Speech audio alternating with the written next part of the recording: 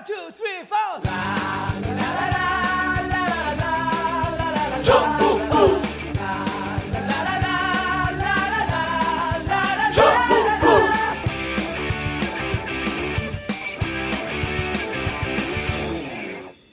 단 하나의 정통 정치 팟캐스트 정봉재 전국구 시작하겠습니다.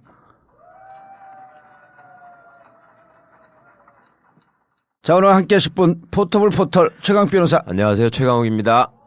감사합니다. 최강욱 변호사에 대한 환호가 날로 강해지고 있어요. 아니, 괜히 그냥 불쌍하니까 그러시는 거죠. 예, 며칠 전에 저 어떤 녹화했죠.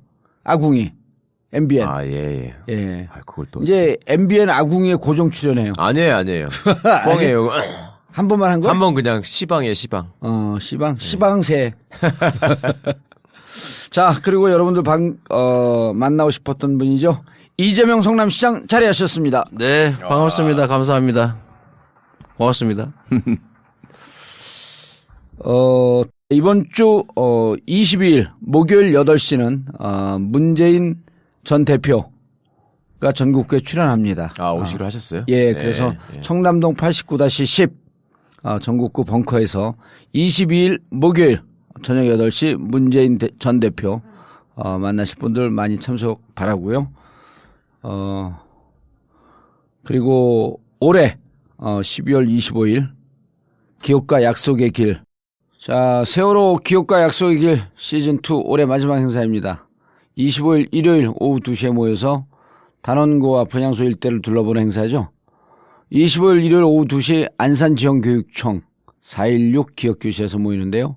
주소는 안산시 단원구 고잔동 517-2, 안산시 단원구 고잔동 517-2입니다. 단원고 기업교실을 둘러본 뒤에 단원고 정문을 지나서 416 기업전시관과 합동부장소를 둘러보고 가족들과 간담회를 가진 뒤 함께 저녁 식사를 하게 됩니다. 자세한 내용은 세월호 가족 지킴이 홈페이지나 imtv.or.kr imtv.or.kr에서 확인해 주시고요. 이번 주 토요일 24일은 크리스마스 이브죠. 광화문에서 이브 촛불을 함께 듭시다. 저는 오후 5시 이후부터 TBS TV 공개 방송을 하는데요. 장소는 광화문 세종문화회관하고 정부종합청사 사이입니다. 역시 자세한 내용은 다음 카페 정봉주와 미래 권력들 홈페이지나 imtv.or.kr에서 확인해 주시기 바라겠습니다. 그리고 요즘처럼 정치 시사 뉴스가 홍수처럼 넘쳐날 때 시사 따라잡기 무척 어려우시죠? 전국구 홈페이지 imtv.or.kr 여기 들어오시면 한 줄 통신이 있습니다. 매시간 두세 차례씩 간단한 내용으로 시사 속보를 보내드리는 서비스인데요. 월 10,000원입니다. 10,000원 아끼지 마시고 똑똑한 시민, 깨어있는 시민이 되어 정권교체 이루간다 이렇게 생각하시고 많이 등록해 주시기 바라겠습니다. 그리고 청담동 벙커 대관 문의는요. 02948-1519, 02948-1519로 해주시고요. 전국구 광고 효과가 요즘 특히 아주 좋아졌습니다. 전국구 광고 문의도 02948-1519, 02948-1519로 해주시기 바라겠습니다. 자, 그리고 이번 주 전국구 공개방송 안내입니다. 22일 목요일이죠. 저녁 8시 청담동 89-10 전국구 벙커에서 있고요. 이번 주 게스트는 문재인 후보입니다. 이미 미리 자리가 다 차니까요.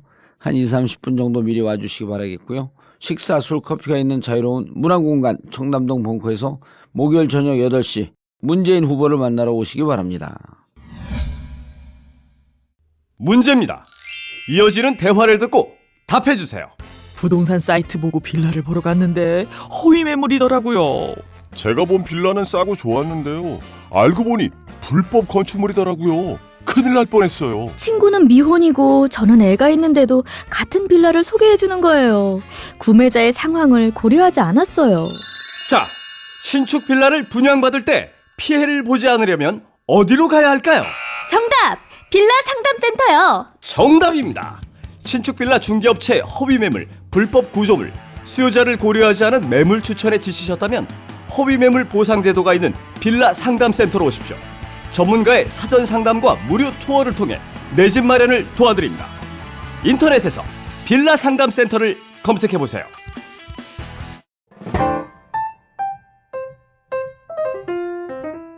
청담동 벙커에서 이루어지는 반값 하우스 웨딩. 결혼식에 잔뜩 끼어있는 거품을 싹 제거한 벙커 반값 웨딩. 반값이라고 싸구려라 생각하시나요? 천만에요. 품격과 만족감은 2배입니다. 개념 충만한 청담동 벙커에서 하는 하우스 웨딩. 부담은 줄이고 만족감은 2배로 높였습니다. 이미 벙커에서 결혼식을 한 커플들과 가족, 주위 친구, 친지들의 만족감은 이로 말로 표현할 수가 없습니다. 희망찬 인생을 기약하는 한 쌍의 탄생. 벙커 하우스 반값 웨딩.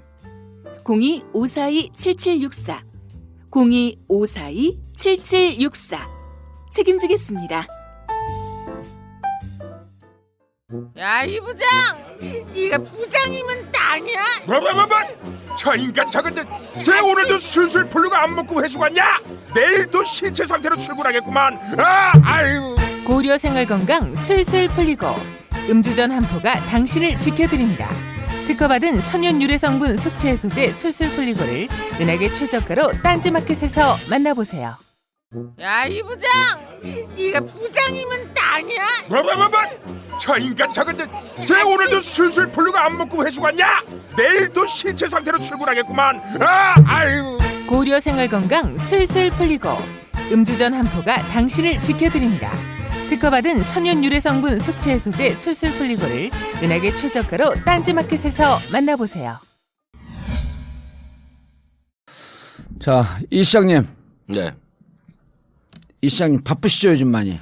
네, 뭐 전에는 어디 인터뷰 하는 번 하려고 술도 사주고 막 그랬는데 예. 요새는 너무 많이 와가지고 어. 조금 그런 측면에서 행복합니다. 돈도 좀 덜 들고.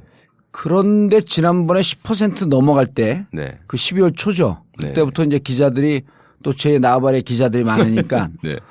이제 본격적으로 이재명 시장한테 마크맨이 붙기 시작한다. 네. 네, 네. 예, 그 연락을 받았어요. 네, 그 얘기 하셨었죠. 예, 그러니까 이제 10% 넘어가면서 본격 유력 대선 후보로 인정을 하면서 문재인 대표와 똑같은 수의 마크맨이 붙을 것이다. 기자들이 다 따라붙죠. 뭐 붙지는 않고 요새는 다 이게 SNS로. 아, 그래요? 오늘 안 쫓아왔어요? 오지는 않더라고요. 안 그럴 것 같은데? 길거리에 계실 때 쫙 붙어서 있는 거 아니에요? 여기는 행사니까 안 오는 거. 그렇지 않습니다.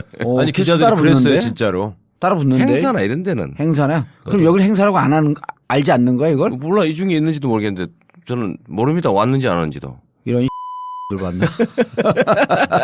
우리 정봉주 무서워서 못 올지도 모르죠. 예. 이렇게 욕하고 이러니까 못 오지 무서워서. 아, 기자들 진짜 저를 무서워해요. 그럴 것 같아 보니까. 제가 정치인도 아니고 기자도 아니고 언론인도 아니니까 닥치는 대로 조지거든요. 네, 아무 좀 무서울 것 같아요. 아니 기자들이 이제 지지율이 10%가 넘어서 명실상부한 대선 후보가 되셨기 때문에 라고 얘기를 해서 저는 그 다음에 경호가 붙을 것이다 이 말이 나올 줄 알았거든. 그때 마크맨이 붙을 것이다. 마크맨이 네. 전 언론사에서 쫙 붙을 것이다. 그렇게 얘기를 하더라고요. 어제 저녁에 제가 여의도에서 그 기자 말진들하고 그 술 한잔 했는데 그 중에도 그 이 시장님 마크맨 두 분이 마크맨이 두 분이 마크맨이 있던데. 몇십 명 있죠 사실. 예. 네네. 근데 보통 행사하면 대표를 정해가지고 예. 풀로 하더라고요. 풀로 네네네. 다 붙지 않고 네네. 그럼 여기도 어디 한 명 있겠네. 그럴 예. 수 있습니다. 네네. 풀로 붙으면 특종을 못 하는데 풀로 하면. 우리는 특종할 게 없어요. 다 까져 있어가지고. 이런 데 오면 또 특종할 수 있죠. 그러면 지난번에도 누가 정봉장 특종을 넘어가가지고. 아니 막 충격 이재명 시장 김치찌개 먹어 막 이런 거 나오잖아. 그게 종편은. 충격이야. 제 종편은. 그게 개그라고. 종편은. 종편은 김치찌개에서 돼지고기 골라내고 김치만 먹더라. 수준이 엄청 높네요. 예. 자, 이 시장님. 네.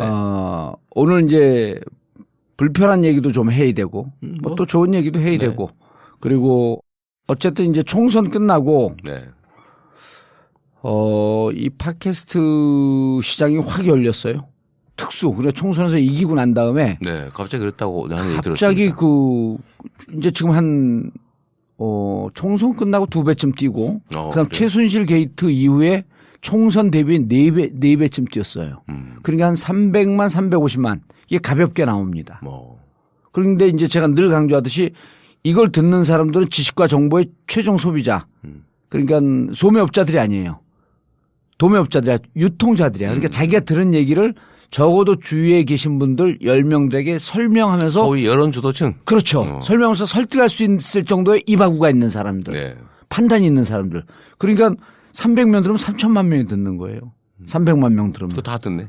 다 듣는 거지. 그래서 지난번에 어떤 그 당 선거 때 예. 어떤 분이 여기 와서 씻김굿을 한번 하고 갔지. 예. 그러고 나서 진짜 지지율 급상승하대. 그래요? 예. 아니 시장님이 전국구에 나오셨던 거는 지난번 지방선거 때 한 2년. 기호 뭐 그거 안철수가 왜 정당별 맞아요, 기호 맞아요. 그거 안 한다고 그러니까. 얘기할 때 2년 그렇죠. 2년이 훨씬 넘었네 그러면. 예. 그때 나오셨잖아요. 김영배 청장이랑. 김영배 청장 그게 마지막에 그때가 마지막이에요. 처음이자 마지막이었죠. 네. 어. 한 2년 됐어요. 2년 그리고 넘었죠. 그냥 또 대선 주자로 급부상해갖고 우리가 접근 범접하기가 쉽지 않아서. 안 불러줘서 그런 거죠. 아이, 그래요? 오늘 보라면 다 갑니다. 근데. 예. 그래서 이번에 그 오시겠습니까? 그랬더니 제일 먼저 답변하더라고. 예. 저 뭐 불러주면 무조건 가요. 예. 그리고 이제 박원순 시장. 네. 박원순 시장은 날짜를 잡았다가 두세 번 왔다 갔다 하다 틀어지고 이제 그 다음에 불러야죠. 그리고 이 시장님 나온다고 내 문재인 캠프에다 얘기를 했죠. 그 답이 없었고 두 번째 얘기할 때 우리 두 번째 바로 욕 들어갑니다. 이렇게 욕했더니 바로 나오신다고. 네네. 그래서 이제 또 이번 주에 나오시고. 제가 저 김호준 그 무슨 뉴스 공장인가 뭐 그것도 제가 제일 먼저 갔잖아요. 예. 딴 데 안 온다는데 저는 전화하면 무조건 가거든. 그런 데는 나가셔도 별 의미가 없는 게 거기는 지식과 정보 최종 소비자. 별 의미가 공급자가 없어요. 아니고. 예, 공급자가 아니고 유통자가 아니에요, 거기는. 근데 시장님 모신다고 하니까 네. 여러 얘기가 많더라고요. 진짜 대선 후보급이 되셨더라고. 그러니까 이재명 시장님이 오시니까 정말 잘 됐다. 가서 방창해야 되겠다. 이런 반응도 있고. 네. 왜 이재명 시장을 모시는 거냐. 그런 것도. 뭐 네가 뭐 이 시장님 빨아주려고 그러는 거냐. 이런 사람들도 있고. 그런 얘기도 들어왔어요. 예. 저한테 정식으로 메시지를 보내가지고 항의한 사람들이 있었어요. 내가 뭐라고 내가 모신 것도 아닌데. 예. 그런데 형님한테 왜 안 하고 정봉주한테는 안 하고 왜 우리 최 그러니까 변호사님한테 번지수를 못 찾는 분들이 계시는 여기는 하면 욕먹을까 모르는 거지. 그리고 이재인가 어디 출연하려고 하셨다가 또 취소하셨다면서요. 하도 그 저기들 뭐 쌈 붙는 사람들 때문에. 뭐 그랬다는 얘기는 들은 거. 예. 출연하려고 다 취소한 거예요? 그러니까 이재 이동영 작가가 저는 뭐 불러면 예. 무조건 하니까. 이 작가가 고향 후배시잖아요. 그러니까 이 작가를 계속 그 전부터 고향 후배 띄워주려고 이재명 시장님 그 빠돌이다 이렇게 비판하는 소위 문빠들이 있어. 네, 그러니까 이제 이동영 작가가 듣기 싫으니까 예. 모시려고 했다가 순수한 마음으로 모시려고 했다가 하도 그거 갖고 또 난리를 치니까 취소했다는 얘기가 있었거든요. 뭐 어떤 잡혔는데 어느 날 없어졌더라고. 잡혔다가. 네. 그렇지. 사람들이 이동영 작가는 19 공격하기가 만만하거든. 나한테 못된 배도. 그런 일이 있었네. 그리고 또 예전에 이동영 작가는 약간 문빠인데 근데. 아니 그러니까 사람들은 예. 자기 어떤 그 생각대로 사람을 평가하니까 이동영 작가는 일단 말씨만 들어보면 이재명 시장이랑 비슷하잖아요. 그럼 그러니까 거기는 안동인데 안동을 기억하기가 싫어해요. 왜냐면 안동에서 하고 나다 망했거든. 그래? 그렇지. 신용불량 돼가지고 일본 갔다 왔다 하더라고. 그래요? 아니 안동에서 그래서 내가 뭐 했냐 그랬더니 안동에서 영어, 중국어, 일본어 학원을 했대. 그래서 내가 그거하고 안 망하면 비정상이다 안동에서.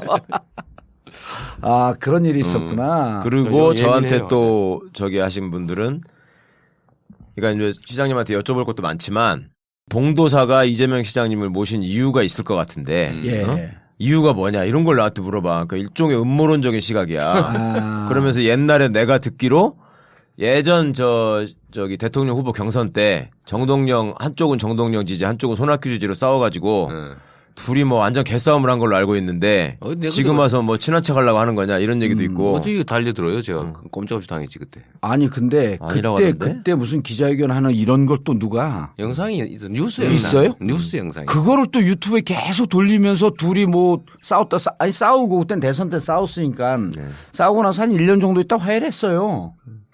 그러니까 하여튼 두 분 다 안목은 없는 거예요. 둘 다 이상한 사람 붙잡고 늘어져가지고 싸우면 뭐해. 전부 다 엉뚱한 데가 있는 사람들 놓고서 나보다도 못해. 왜 그러는데 방송을 하면서. 기가 막혀서 그러잖아. 둘 다 거물인데 정치적인 안목은 뭐야. 하나는 정동영 하나는 손학규 그러면 참 차라리 김종인을 따라다니지 김종인을. 그때 우리가 좀 쩔이었었어요. 10년 전에 뭐. 그럼 우리가 좀 허접했어 그때 당시에. 진짜. 그때는 진짜 저는 티 입고 다녔잖아. 예. 티 입고 다닐 때 아닙니까 그냥 그. 저 티? 이 시장이 봉사자로 그럼. 예. 10년의 세월이 무섭습니다. 하여튼 10년, 그 사이에 10년 됐네. 10년 10년 됐네. 9년. 그러니까. 예. 자, 이 시장님. 네. 이재명 한마디로 어떤 사람인가? 이 질문지는요. 제가 운영하고 있는 회사가 하나 있어요. 여론조사 네, 회사. 네, 윈지 코리아. 거기서 우리 연구원들이 네. 작성해서 준 질문입니다.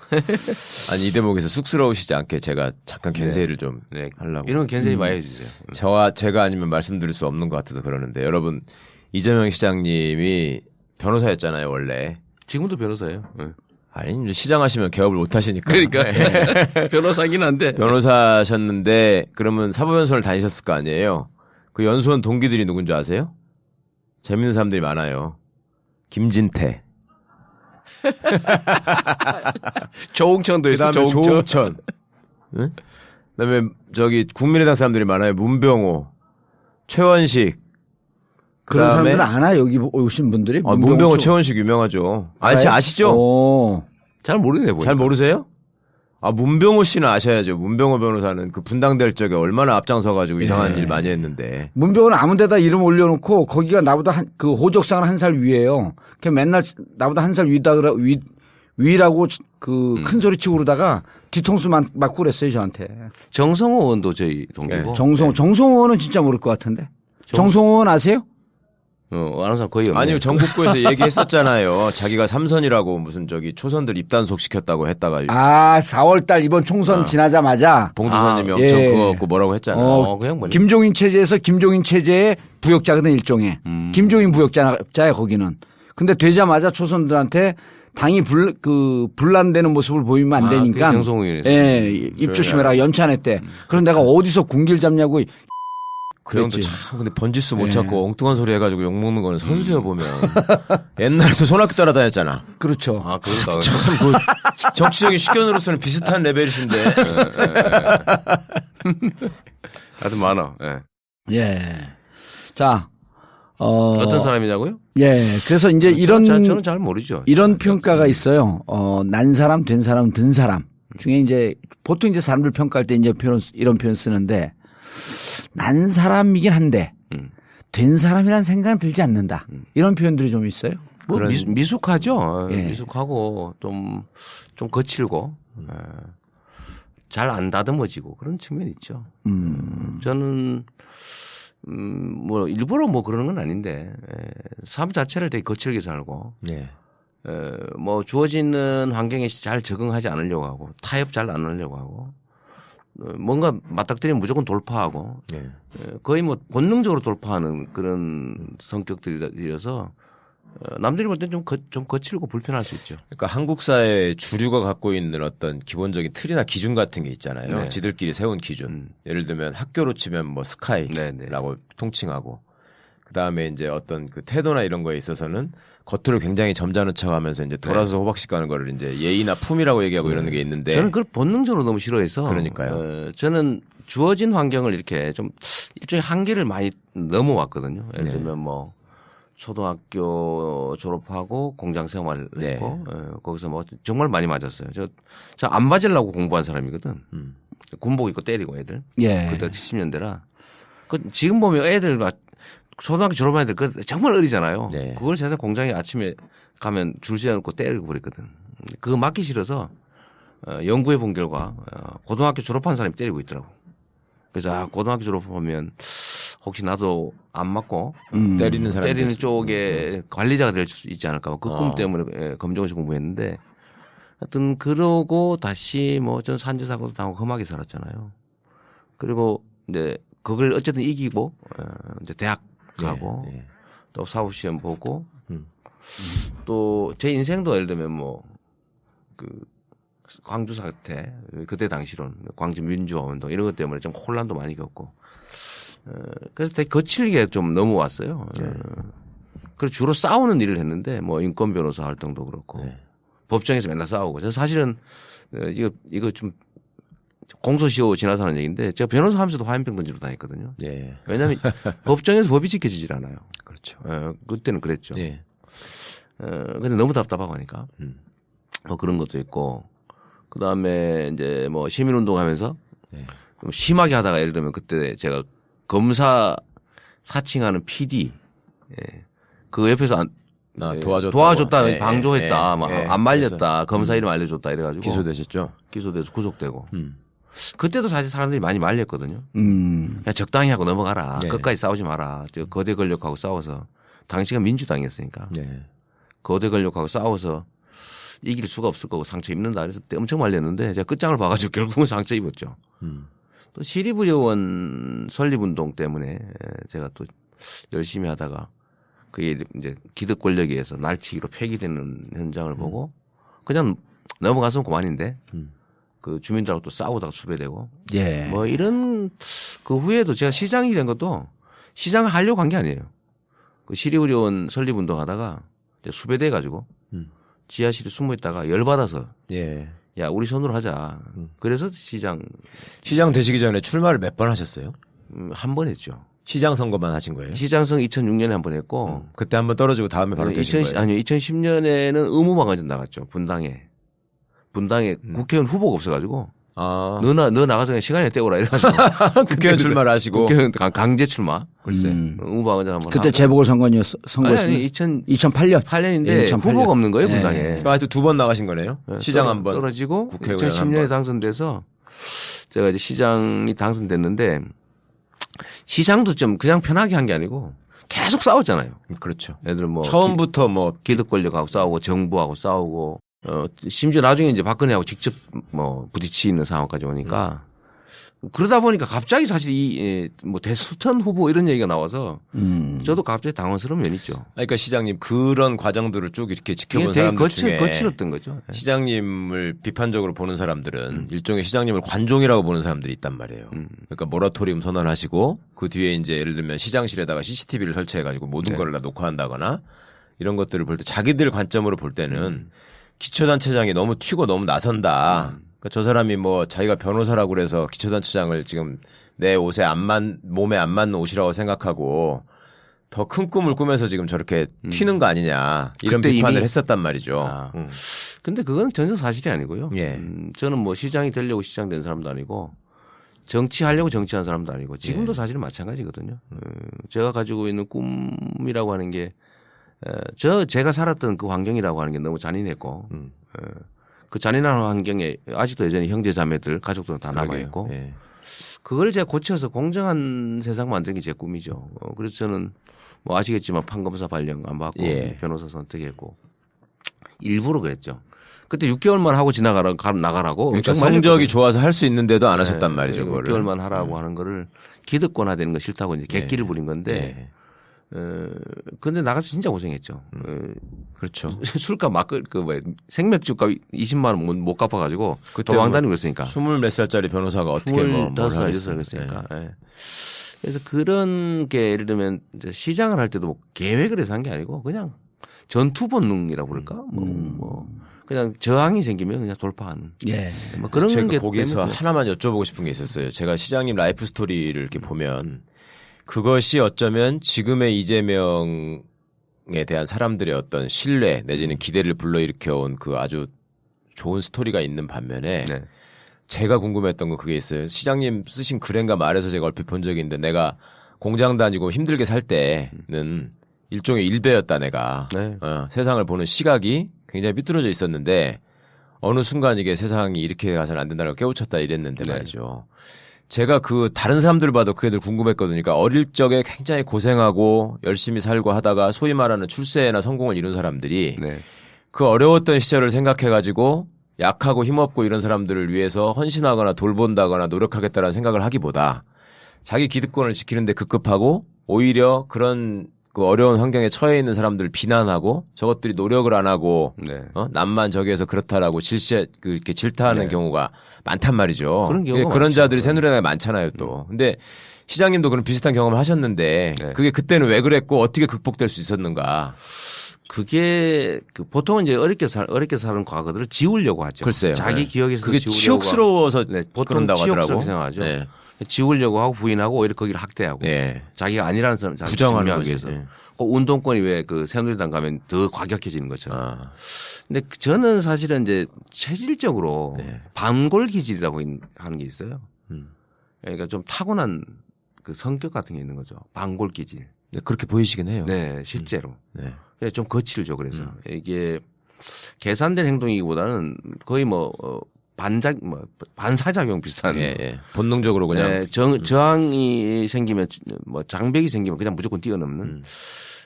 근데 일배스러운 생각을 어떻게 하셨다는 거예요, 그런 분이? 그거는 이제 제가 예를 드는 거죠. 정보가 왜곡되면 사람들의 사고와 판단이 왜곡된다. 예. 예를 들면 광주 민주화 운동에 대해서 예를 들면 이게 폭도들이라고 그때 언론들이 다 이렇게 그랬었죠. 보도했잖아요. 예. 그러니까 뭐 사실은 안 속은 사람이 없죠. 다 같이 욕했으니까. 아, 그랬었어요? 그럼요. 그 정보가 지금 방송이 다 그러는데 뭐 우리 변호사님 변호사님 안 출신이라서 그러신 거 저는 안 그랬는데? 알았겠지. 네? 그 실상을 알았겠지요. 아니 그때 중학생 저는 때 중학생 때 광주 항쟁이 있었는데. 그래서 그거를 언론 보도나 이런 게 전부 다 폭도라고 했는데 본인은 알았다고요? 나중에 알았겠지. 나중에 알았죠. 물론. 그러니까 네. 그거를 정보가 바뀌기 전까지는 비난할 수밖에 없는. 아니 그렇다고 해도 그 전에 그러면 폭도다 그렇게까지도 생각 안 했죠. 사람들이 죽었는데 그렇게. 그래요. 그 정말 뛰어난 건데 저는 그렇게 생각하잖아요. 우리 주변은 다 똑같이 생각했죠. 저 폭도들이다 저거. 근데 그게 이제 대학에서 유인물 뿌리는 그 구속을 감수하고 유인물 뿌리는 그 사람들 때문에 우리가 많이 바뀌었잖아요. 대학에 들어가서 그럼 비로소 광주의 그걸 알고 실상을 있겠죠. 아신 거예요. 알고 되게 제가 한스러웠죠. 미안하고. 그때 바뀌신 거예요. 네. 그리고 제가 사실 요새 이 세월호에 제가 다른 사람이 또 이상하게 생각하는 게 있어요. 제가 세월호에 미친 듯이 매달리고 있잖아요. 그렇죠. 지금도 뭐 지금도 성남시 시청에 깃발이 달아놓고 뭐 이러고 있는데 그거를 남들은 저게 오버한다. 근데 엄청난 손실이 따릅니다. 동네 사람들이 좋아하겠어요. 예. 근데 이건 사실은 이제 광주 민주화 운동 때문에 그럽니다. 거기에 어떤 똑같이 부처의식도 있고 국가가 국민을 가해를 해놓고 그 책임을 안 질 뿐만 아니라 떠넘겨요. 네, 그렇죠. 피해자한테 분리해서 더 이중의 고통을 가한다고요. 나는 사실 그 광주 민주화 운동의 과거 기억 때문에 이거를 사실 똑같이 보는 겁니다. 국가의 본래 의무, 존재 이유, 가장 잔인한 형태죠. 국민을 죽이고 그 책임을 국민한테 떠넘기고 그때는 폭도라고 욕했고 지금은 시체팔이라고 그걸 욕하죠. 깨우치셨지만 대학 때 운동권은 아니셨잖아요. 그때는 저는 그 행동대장만 했죠. 행동대원. 그러니까 뭐 그냥 돈이나 던지고 그거를 저를 이제 그 팀에 끌어넣으려던 친구가 지금도 같이 일하죠. 네. 그 친구가 저를 끌어넣으려고 하다가 사무실에 변호사 하실 때부터 같이 있었다는 그 친구분. 그 친구죠. 네. 지금도 같이 있죠. 같이 있는데 저는 역할을 좀 나누고 싶었죠. 그리고 사실 이기심도 있고. 솔직히 그 가난에서 벗어나고 싶다는 생각 때문에 뭐 그런 거 고시공부 있죠. 하신 거잖아요. 고시공부도 제일 큰 이유는 사실 다신 취직을 못할 거라고 생각했고 제가 장애인이기 때문에 정상적인 취업이 안 된다. 네. 그게 제일 컸고 두 번째는 길이 있으니까 또 제가 이 불가능한 도전을 하는 습성이 있다고 했잖아요. 사법시험 쉽지 않잖아요. 그러니까 또 중앙대에서. 그렇죠. 뭐 합격자가 거의 없었으니까. 그런데 어쨌든 도전해서 했는데 시험도 되게 빨리 되셨단 말이에요. 공부가 제일 쉬웠어요 스타일이에요 보면. 아니요, 저는 진짜 목숨 걸고 했어요. 네. 저 머리 좋은 사람 아니거든요. 그러니까 현실을 하여튼 극복하기 위한 방법으로. 이겨내기 위해서. 그리고 그걸 통해서 그때 이제 의식이라고 하는 게 100% 확실한 상태도 아니고 어쨌든 뭔가 좀 공익적 기여를 하긴 해야 되겠는데 그냥 유인물 뿌리고 화염병 던지고 감옥 가서 다 버리기는 너무 아깝더라고요. 좀 더 키워서. 그래서 이제 사법시험 합격하고 난 다음에 저는 이제 판검사 발령 안 받고 현장으로 또 시골로 간 거죠. 예, 알겠습니다. 과거 얘기는 그렇고 이제 요즘 얘기를 좀 해봐야 될 것 같은데, 제가 그때 이제 현장에 바로 근처에 있었는데, 박근혜 최순실 게이트가 터지고, 국민들이 막 분노가 폭발한 시점이 10월 29일 날 집회였었어요. 첫 집회죠. 예, 그 첫 집회, 그 전주도 했었는데 그 전주는 많이 안 나왔고, 이제 이때, 뭐 총행동을 하자라고 하는 게 이제 1차였었나 제가 기억하는데 10월 29일에 그날. 첫 집회. 예. 그리고 그때 이제 노회찬 의원도 발언을 하고 그때 이제 김정은 의원도 있었고. 김정은 의원도 있었고요. 무소속에. 그때 이제 발언을 하고 그 전까지는 물론 대선 주자면서도 주자라고 하면서 이제 3, 4% 왔다 갔다 하다가 10월 29일 이 발언하고 이때 제가 기억하기엔 6분이 좀 넘는 발언을 했어요. 집행부에서는 딱 6분. 집행부에서는 초조해갖고 빨리 해야 되는데 계속 마이크 하니까 뺏으려고 옆에서 왔다 갔다 하더라고요. 근데 이제 이 발언 이후에 이때부터 이게 유튜브에 돌면서 그렇죠. 그게 좀 많이 확산. 그러면서 이제 지지율이 이때부터 이제 상승 드라이브를 걸기 시작했죠. 맞습니다. 예. 그래서 많은 분들은 뭐 시원한 발언이다 이런 생각하는 사람들이 있는가 하면 재수가 너무 좋은 거 아니냐. 이 탄핵 정국이 없었으면 과연 이렇게 사람들에게 그 지지를 받을 수 있었겠냐 이런 평가들이 있거든요. 그게 근데 그런 지적이 일부 일리가 있죠. 그게 하나의 계기가 되긴 하니까. 근데 그것만 때문이다라고 하는 것은 약간의 좀 다른 의견이 있을 수 있습니다. 왜냐하면 다른 분들은 저보다 훨씬 더 과격하게 발언하고 행동한 사람이 많거든요. 예. 근데 그분들은 반대로 갔어요. 오히려 그렇지 않습니까? 예를 들면 누가 있나요? 안철수 대표 정말 열심히 했잖아요. 그래요? 나름 선명하게 보이려고 강한 발언 좀 진짜 했었죠. 많이 했어요. 그래요? 예. 서명 맨날 하고 퇴진 서명을 초반에 그랬었죠. 계속했어 그 후에도 계속했는데 결국 반대로 갔죠. 그리고 제가 처음에 그게 다른 분들은 퇴진 요구 한다고 그래서 비난하고 그랬거든요. 저를 무책임하다. 선동적이다. 선동적이다. 예를 들면 거국 내각해서 적당하게 해야지 무슨 퇴진이냐. 그러고 있을 때 그 얘기를 해가지고 제가 처음에 상당히 곤란했죠. 그 다음에 제가 탄핵해야 된다. 왜냐하면 제가 이 형사 범죄를 저지른 거, 그것도 직접 주범 형태로, 그렇죠. 그걸 확인하고 난 다음에 이거 탄핵 사안이다 이게. 라고 해서 탄핵 얘기를 해도 저 한참 비난받았거든요. 저거 자진 사퇴 시켜야지 탄핵해가지고 시간 끌고 지 선거 유리하려고 그러다 뭐 이런 비난도 많이 받았는데 그 다음에 제가 형사처벌해야 된다라는 얘기를 한 거는 안종범 진술 때문에 이 박근혜가 다 시켜서 했다고. 그럼 주범이잖아요. 그래서 형사처벌해야 된다. 그게 공화국의 가치, 평등의 가치를 진짜 실현하는 거다. 그래서 예를 들면 제가 표현한 좀 과한 표현들 중에 이런 게 있죠. 청와대를 나서는 순간 수갑을 채워야 된다. 근데 이거는 과격한 표현이 아니라 현재 상태가 너무 비정상인 거예요. 대통령을 했다는 이유로 대통령의 직에서 해임되든 또는 사퇴해가지고 청와대를 나오면 그 순간에 중범죄자 주범인데 당연히 수갑 채워 체포해야 되는 거 아닙니까? 근데 그 얘기를 과격하다고 하는 거예요. 예를 들면 제가 역사의 무덤 속으로 보내야 된다. 박근혜는 사실은 박정희의 그렇죠. 그 신화와 함께 저거잖아요. 뭐 망령 같은 거잖아요. 그러니까 박정희 옆으로 역사의 무덤 속으로 보내야 되는 게 맞지. 근데 이거를 무덤이라는 얘기를 했다는 이유로 박정희의 유해 옆으로 뭐 이런 거 했다는 이유로 과격하다고 하는 건데요. 글쎄 그냥 이런 과격한 발언 때문에 대중들이 국민 대중들이 야, 저 사람 우리나라를 한번 소위 지휘할 선장으로 한번 만들어보자 이렇게 생각할 만큼 국민이 단순할까요? 저는 아니라고 봐요. 어떻게 생각하세요 그러면? 저는 세계의 정치 패러다임이 변하고 있다고 생각하는데 간단하게 얘기하면 전에는 대중들이 그냥 고립된 개인들이었어요. 그래서 이거를 정치인들이 사실은 대리인인데 사실은 지배를 하면서 동원했잖아요. 조작하고 동원하고 리드하고 개돼지 취급하고 심하게 얘기하면 그랬는데 지금은 이 대중들이 이 네트워크로 쫙 무장을 하고 있어요. 소통들을 하고 있는 거죠. 그리고 이 사회적인 격차가 너무 커서 대중들이 느끼는 불편이나 불만이 너무 커졌어요. 격차 때문에.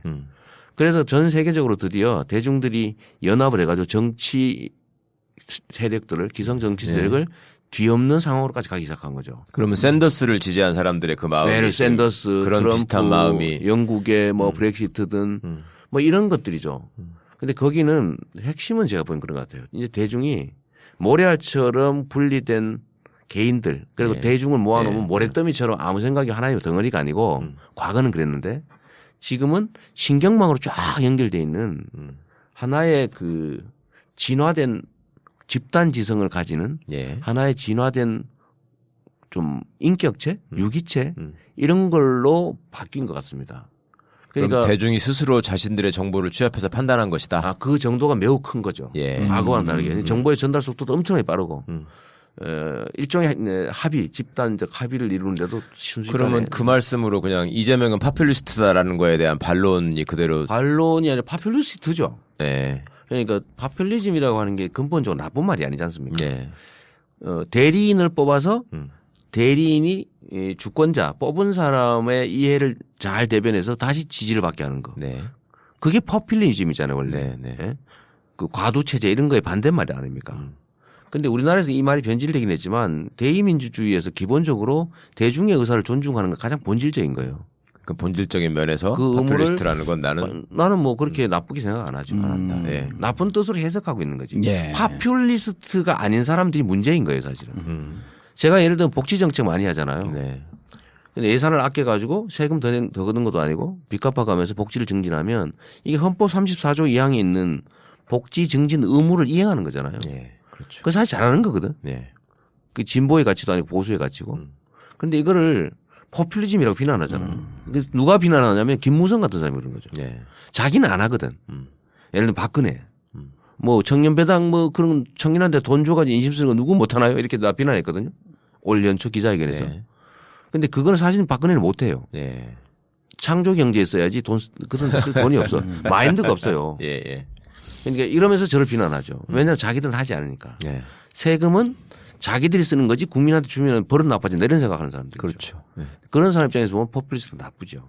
그런데 그 어쨌거나 파퓰리스트적인 속성, 성격 내지는 대중한테 어쨌거나 호소했던 그런 멘트나 이런 것들이 이재명 시장님의 경우에는 플러스로 작용해가지고 운 좋은 분이다라는 얘기까지 나오고 있고 반면에 안철수 의원 같은 경우에는 그게 역작용을 해가지고 지지율이 곤두박질치는 상황이 그것이 근데 앞에서 보여주셨던 이재명 시장님의 라이프 스토리와 안철수 의원의 라이프 스토리가 너무 상반되다 보니까 이재명이 하는 얘기는 삶에서 녹아나온 얘기인 것 같고 안철수가 하는 얘기는 만들어서 하는 얘기인 것 같고 뭐 이런 게 크지 않았겠어요? 뭐 저는 뭐 안철수 씨에 대한 얘기는 특별히 하고 싶지는 않은데 예.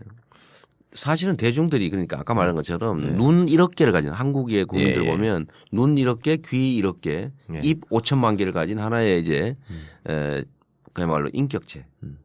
집단 지성을 가진 인격체라고 보면 사람들의 내면을 그대로 들여다본다는 거죠. 네네. 보통 무시하잖아요. 제가 재밌는 얘기 하나 드리면 종편 있잖아요. 종편. 아까 종편 말씀하셨는데 종편들이 국민을 속이기 위해서 엄청난 노력을 했잖아요. 네.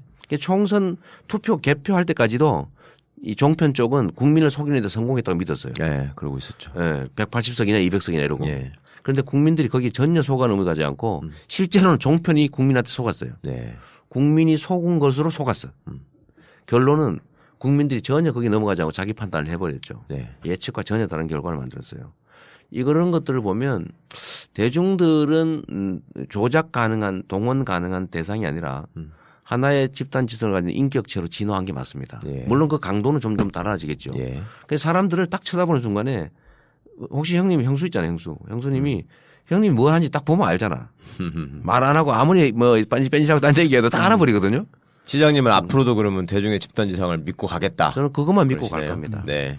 그냥 제가 이걸 여쭤보고 싶었는데 이재명 시장님이 일종의 뭐 다크호스 내지는 페이스메이커로 인식이 되고 있다가 네. 진짜 이제 대권 주자로서 됐구나라는 걸 저는 개인적으로 어떻게 느끼냐면 집사람이 저 생협 활동을 좀 열심히 해요. 네. 근데 이제 그 주위에 있는 분들이 저게 남편이 누구다라는 걸 아는 분들이 많단 말이죠. 네. 그분들이 요즘 들어서 생긴 현상이 뭐냐면 니네 남편은 누구를 지지한다고 하느냐라는 거를 그렇게 물어본대요. 집요하게. 네. 그러니까 그 전까지는 예를 들면 당연히 문재인이겠거니라고 생각했던 사람이 선택지가 하나 생겼다. 성격적으로 볼 때는 이재명 시장하고 더 가까울 것 같은데 이재명 시장 저렇게 올라간 거에 말하자면 너네 남편도 환호하지 않느냐 이런 식의 질문을 한다는 거죠. 그러면 그만큼 시장님한테 어떤 거는 기대나 이런 것들이 폭발하고 있는 거예요. 네. 폭발하고 있었어요. 근데 그러다가 최근 좀 이렇게 떨어지고 있단 말이죠. 네. 네. 처음 이제 여론조사에 다운이 되니까 봐라 이제 사이다는 김이 빠지는 거다. 이런 얘기들이 나오기 시작했단 말이죠. 이거 이제 어떻게 받아들이세요? 앞으로 계속 그렇게 빠질 것 같아요. 이른바 이제 조정 국면에 들어갔다고 조정 보는데 국면에 당연히 들어가고요. 사람들 마음이 그러니까 저는 대중들을 하나의 인격체로 진짜 취급을 합니다. 예. 저는 민주주의 국가에서 주인이 진짜 주인으로 취급받아야 되고 예. 또 그렇게 상태를 만들기 위해서 저는 노력해 왔거든요. 예. 앞으로도 그럴 거고 거기서 제가 어떤 역할을 하냐는 중요하지 않습니다. 뭘 하든지 상관없으니까요. 그런데 사람들이 누군가를 딱 처음에 발견을 했어요. 예. 사람이. 그러다 보니까 전에 못 보던 사람인데 괜찮아. 와 어쩌다 했는데 자세히 들여다보니까 이번에 때도 좀 묻었고 그래서 다시 또 연구해요. 예. 그다음에 또 판단 또 다시 하죠. 이제 이런 단계들이 자꾸 반복되죠.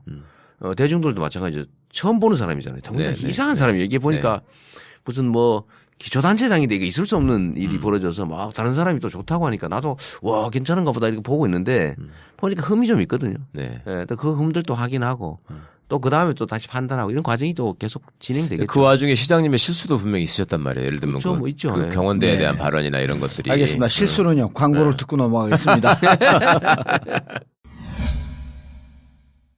여성 여러분, 골반이 삐딱하면 허리가 아파요. 아랫배가 나와요. 골반이 바로서야 건강도 아름다움도 바로섭니다. 바디로직을 입으세요. 토크밴드의 입체적인 탄력이 틀어진 골반을 바로잡습니다. 간편하고 확실한 골반 교정 타이즈 바디로직. 삐딱한 남성 골반에도 역시 바디로직. 바디로직의 효과를 못 느끼셨다면 100% 환불해드립니다. 자세한 환불 조건은 홈페이지를 참조하세요. 바디로직. 바디로직. 보험 모두 다 가입하고 계시죠? 그런데 잘 계산해 보셨나요? 아마 그렇지 않았을 겁니다. 하지만 따져보세요. 조금만 따져보면 훨씬 큰 도움이 됩니다. 정봉주의 전국구가 신뢰하는 마이보험 체크. 이미 가입한 보험이나 신규 보험도 가장 좋은 조건을 체크해서 찾아드립니다. 인터넷에서 마이보험 체크를 검색하세요. 전화 문의는 1800-7917, 1800-7917. 마이보험 체크. 간단하지만 재테크의 첫걸음입니다.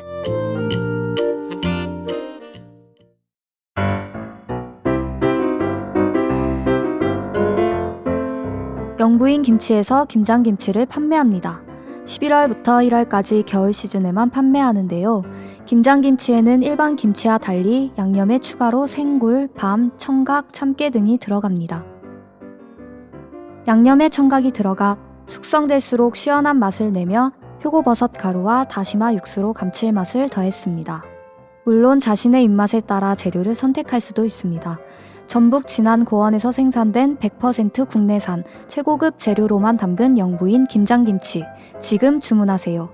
전화 02-948-1519, 02-948-1519. 영부인 김치 홈페이지 그리고 imtb.or.kr, imtb.or.kr 마켓에서도 구매하실 수 있습니다. 영부인 김장김치.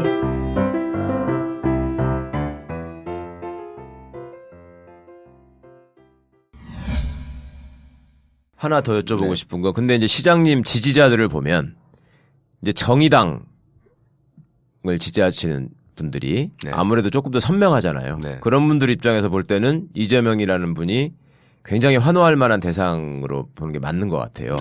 구통합진보당 그 지지자들. 아니 정의당. 아니 그러니까 정의당도 있고 통합진보당 지지자들은 지금 갈 데가 없잖아요.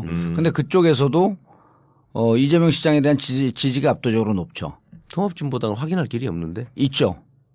그래? 우린 같이 활동하는 사람도 있잖아요. 아, 그래요? 네. 주도적인 사람들. 국민의당 지지자들 중에서도 그러니까 얼떨결에 국민의당 지지를 했지만 소위 안철수 씨가 마음에 안 들어서 그리고 자신의 정치적 지형과 안 맞아서 박지원 씨의 플레이가 마음에 안 들어서 그다음에 이게 민주당으로 가는 게 아니라 이재명 시장님한테 가는 경우가 많다는 거예요. 그렇습니다. 그러다 보니까 이제 인터넷에서는 정의당에다가 오히려 아니 당신들은 도대체 대권 후보가 누구냐? 왜 이재명한테 환호하는 거냐? 이게 니네 당이냐? 이런 얘기도 나오고 있고. 근데 반면에 이제 민주당의 정통적인 지지자층에서는 아직도 문재인 후보에 대한 지지가 그러니까 문재인 대표에 대한 지지가 이제 대부분이고 오히려 이제 그 와중에 이재명 시장님을 미워하는 분들이 생겨나고 있단 말이죠. 저 양반이 말하자면 내가 그렇게 지지하고 염원하고 사랑하는 문재인 후보를 흔드는 거 아니냐. 네. 이것도 사실은 좀 일종의 딜레마기도 하고 이상하기도 하고 네. 좀 극복해야 될 지점이기도 하고 한데. 예. 이제 뭐 네, 협력적 경제 관계죠. 원래 예. 당내 관계라고 예. 하는 게 결국 하나의 팀원이고 예. 정치는 저는 개인 플레이가 아니라 이제는 1인 경기가 아니고 저는 팀 플레이라고 보거든요. 예. 그건 저는 대중을 보는 시각하고 사실은 관련이 있어요. 대중을 저는 이렇게 조금 정치인보다 좀 뒤떨어지는 그냥 덩어리, 예. 약간 모래덩어리 이렇게 예. 보는 쪽은 유능한 지도자가 지도를 하는 거예요. 예. 그럴 때 한 명이 지도를 하는 거죠. 네. 끌고 가는 거니까. 네. 근데 저는 이 정치 세력들이 이제는 집단 지성을 갖춘 이 대중들 보다는 외려 떨어진다고 봅니다. 판단력이나 종합 최종적인 결론을 내는 능력이. 네. 정치인들이 최근에 전 세계적인 민주진영의 선거를 제대로 예측한 때가 없어요. 네. 그런데 여기는 하나의 일정한 흐름이 있거든요. 예. 저는 그래서 여전히 확신하는데 지금처럼 대중이 자기 집단 의식을 표출하는 시대에는 자기를 대표하는 대리인이 나보다 뛰어나서 나를 끌어주기를 바라는 게 아니라 자기들이 원하는 바를 잘 서포트하길 바라거든요. 네. 그러니까 요구되는 리더십의 유형이 지도형이 아니라 서포터라는 거예요. 서번트 리더십을 요즘은 대중들은 요구한다고 봅니다. 예. 그러니까 자기 대중들 입장에서는 자기들 의사를 잘 충직하게 반영해 줄 사람을 원하는 것 같아요. 그러면 그 충직하게 대중의 뜻을 잘 반영할 사람들을 혼자는 할 수 없는 일이니까 역할을 나눠가지고 잘 바치는 게 전 정치의 이제 역할이 되었다고 봅니다. 그래서 이번 뭐 대선이든 정당 정치든 팀 플레이가 진짜로 중요하고 예. 역할을 나눠야죠. 역할을 나눠서 전체 역량을 키우고 그걸 통해서 세력을 교체하는 게 중요한 일이라고 보는 거예요. 그래서 당내에서 그 얘기도 뭐 얼마 전에 그 무슨 뭐 반문연대를 뭐 했느니 네, 뭐 그 얘기가 해서 나왔죠. 제가 정치적 네. 타격을 좀 많이 받았어요. 네, 진짜 그런 그렇죠. 사람 돼버렸거든요. 네.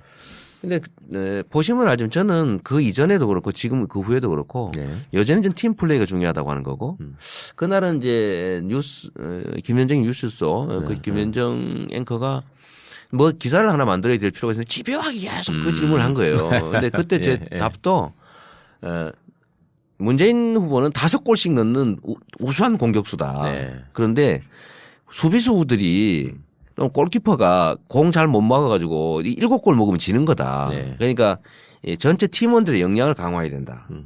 그리고 박신양하고도 만났고 안지사람도 만날 거고 또 뭐 예를 들면 문재인 김부겸 의원하고도 만날 거다. 그랬더니 그 문은 어떻게 하냐. 아 거기 엄청나게 세지 않냐. 그러나 결론적으로는 팀으로 같이 가야 된다라고 얘기했는데 그 뒷부분을 딱 잘라버린 거예요. 그건 읽어보시면 알지만 전문을. 근데 이거를 이제 그 중에 일부 그러니까 마이너 그룹들의 역량을 강화해야 된다. 이거를 역량을 강화해서 그 메이저를 꺾어야 된다. 이걸로까지 이제 해석을 해버린 거죠. 언론은 갈등을 조장해야 재밌으니까. 물론. 근데 이제 그 얘기를 좀 매듭을 짓자면 이렇게 받아들여도 되겠어요? 제가 미국에 저희가 지난주에 이제 교민들 초청으로 다녀왔는데 미국 계신 분들도 똑같은 얘기예요. 그러니까 이제 저렇게 싸우게 되면 예전에 또 죽 서서 개 주는 꼴 되는 거 아니냐는 걱정을 하시는데 제가 그때 그렇게 답변을 드렸거든요. 과거에 김대중 김영삼 시절이나 그다음에 문재인 안철수 시절에 가까운 이거는 보면은 경쟁만 하지 사실은 협력할 수 없는 관계였던 것이다. 그렇지만 내가 보기에 적어도 문재인, 이재명, 안희정, 박원순은 경쟁을 하면서 협력해가는 관계일 거라고 나는 확신한다. 그렇게 답변을 드렸었는데 그럼요. 그거는 정답인 겁니까? 그날도 그렇게 얘기한 거예요. 네. 경쟁적 협력, 협력적 경쟁을 해야 된다라고 그 명확하게 얘기한 거예요. 네. 얘기인데 이제 이거를 반문연대를 거부한다 이래버리니까 제가 반문연대 한 사람이 돼버린 거예요. 근데 이제 시장님이 어쨌거나 지금 보면은 이제 반기문도 떨어뜨리고 2등이 되실 정도로 이제 떠오르다 보니까 일종의 이제 그 검증 내지는 음해가 이제 시작된 것 같아요. 말 조심해야 되는데 옛날 생각하고 했다가 당한 거죠. 그러니까 이제 잠깐 말씀드렸지만 뭐 가천대 얘기 무슨 석사 논문이 표절이네 어쩌네 또 나오더니 이제 예전부터 있었던 뭐 음주운전 전과가 있다. 뭐 음주운전 한 건 사실이니까 그건 뭐 깔끔하게 잘못했다고 인정하죠. 또 이렇게 형수님 아무리 그래도 형수한테 이렇게 쌍욕을 할 수 있느냐 뭐 이런 얘기들이 나오고 집안에서 이제 뭐 또 이런저런 얘기들이 나오고 형님 조카가 뭐 글을 써가지고 뭐 계속 써갖고 올리다. 끝까지 뭐 어떻게 하겠다라는 식의 나오고 이제 이런 것들이 여러 가지 얘기들이 나오고 있는데 어떻게 설명하실 수 있어요? 네, 그런 것들도 사실은 이제 뭐 제가 대응을 잘 못한 측면도 있고, 근데 형님 부부 문제는 이게 원래 권력을 가진 사람들의 친인척이 가지는 근본적인 문제가 있습니다. 그 존재 자체가 권력이거든요. 박탈감이에요, 그분들은 그러면? 박탈감뿐만 아니라 이익을 얻고 싶죠. 그리고 저 역대의 대통령들만 봐도 친인척 측근 때문에 고생 안 한 사람이 없습니다. 대통령들이. 그 아닌 여기가 없어요. 왜냐하면 존재 자체가 권력이고 그걸 가지고 혜택을 보거나 뭔가 누리고 싶은 사람이 실제 있거든요. 근데 주변에서 가만 안 놔둬요. 성남 시장 권력이 그렇게 대단해서 그분들은 그렇게 된 거예요. 그 우리 7남매 중에서 다른 형제들은 뭐 청소 노동자, 뭐 환경미화원, 뭐 건설 노가다, 요양보호사, 뭐 이런 거 하면서도 전혀 이런 거 욕심을 안 내는데 딱 그 형님 제일 잘 되신 형님이잖아요, 그분이. 그렇죠. 제가 또 제 장학금으로 공부하게 돼서 대학 도와드렸다면서요. 그런데 이 형님이 원래 이제 한 번 했어요. 김병양 시장 때 인수위원 하면서 수정 청소년 수련관에 특혜를 받아가 시끄럽게 한참 난리 난 일이 있습니다.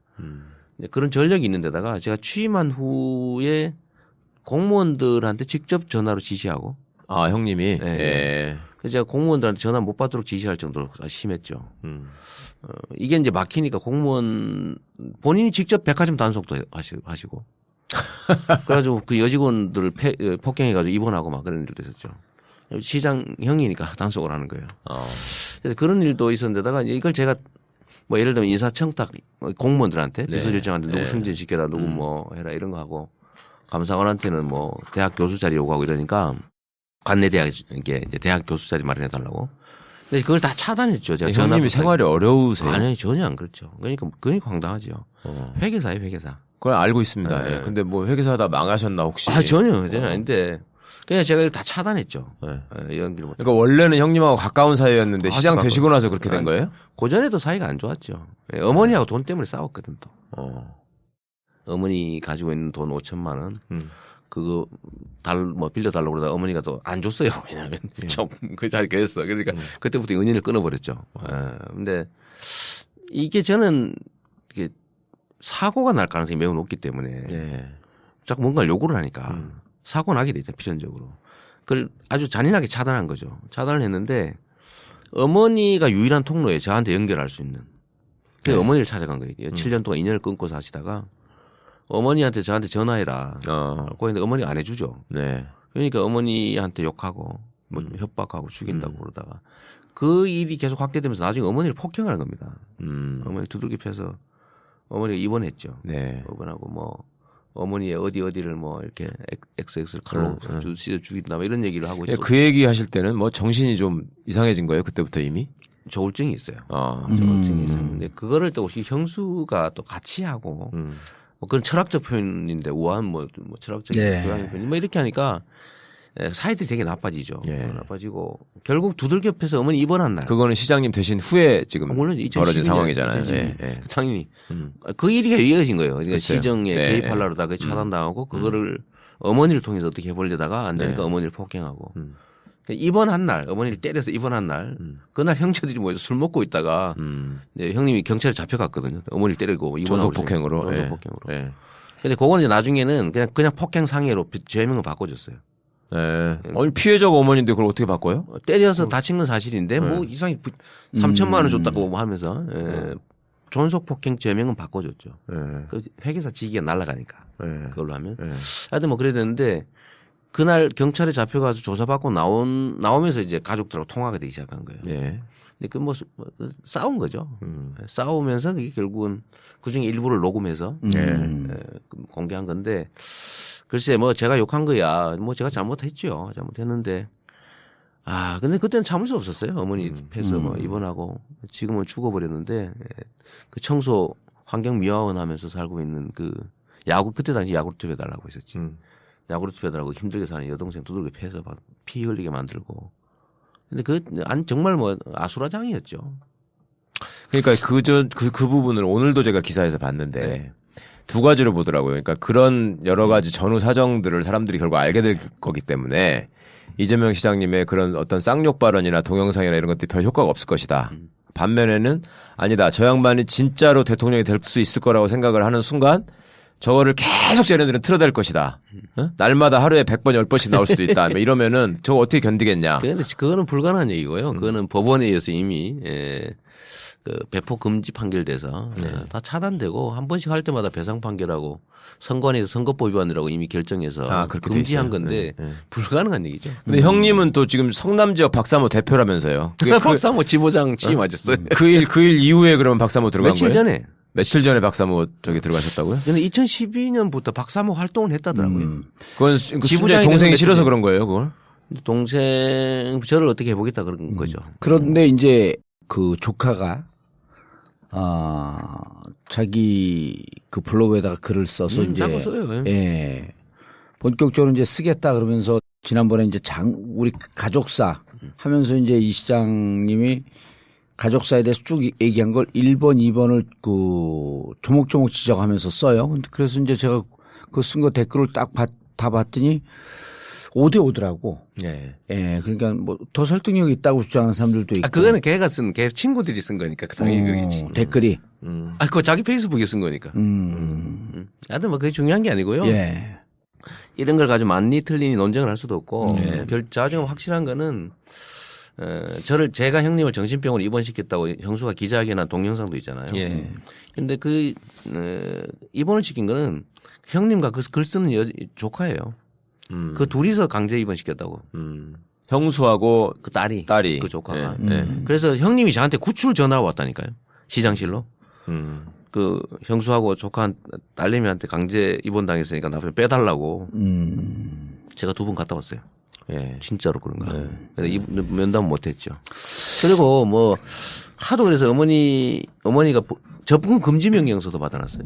어머니한테 대한 접근 금지. 예. 또 와서 욕하고 때리고 그러니까 집 때려 부시고 패고 그러니까 형사 판결문도 있고. 그다음에 입원 확인서도 있고. 조카가 자꾸 이래서 내가 더 이상 얘기를 안 하는데 그 입원하게 된 이유를 자기들이 써놓은 것도 있어요. 왜냐면 입원할 때 다 써야 되거든. 네. 형 재판 기록에 있죠. 네.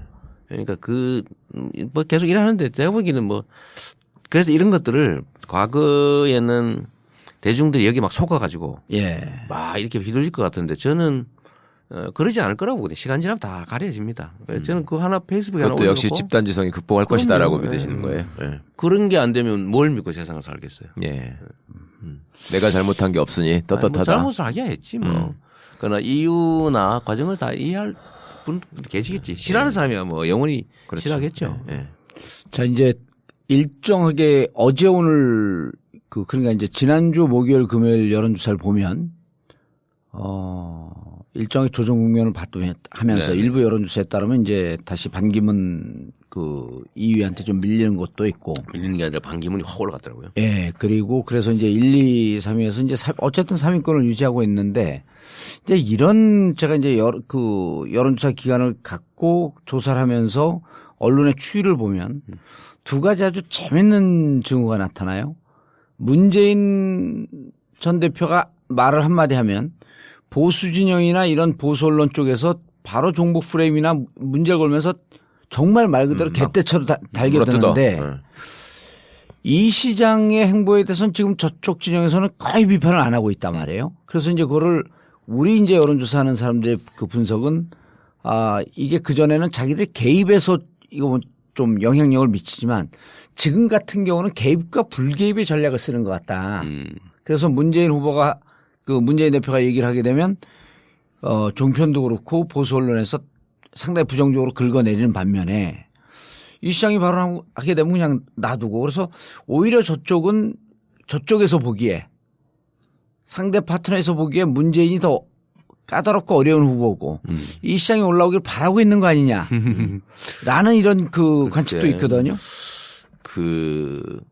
종편이 예를 들면 이재명과 문재인을 예를 들면 지지율 비율만큼 취급해 주는지를 따져보면 전혀 아니죠, 사실은. 그러니까 시장님이 덜 나온다는 말씀이세요? 덜 하죠. 덜 하고.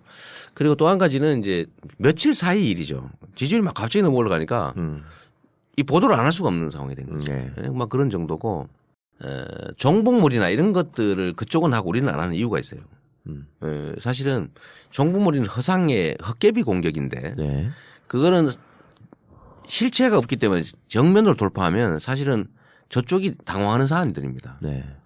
그런데 그걸 무서워하기 시작하면 계속 말리는 거죠. 그렇죠. 정가의 보도죠. 네. 필요할 때마다 써요. 근데 저는 종북몰이를 정면 돌파해서 깨지 않으면 우리는 이길 수 없다는 생각을 하는 사람이거든요. 네. 예를 들면 저게 이 보수 정권들, 보수도 아니죠. 사실은 구악 정권들 네. 입장에서는 이 종북몰이는 진지를 고지를 지키는 토치카 같은 거예요. 기관총 토치카 같은 그렇죠. 겁니다. 네.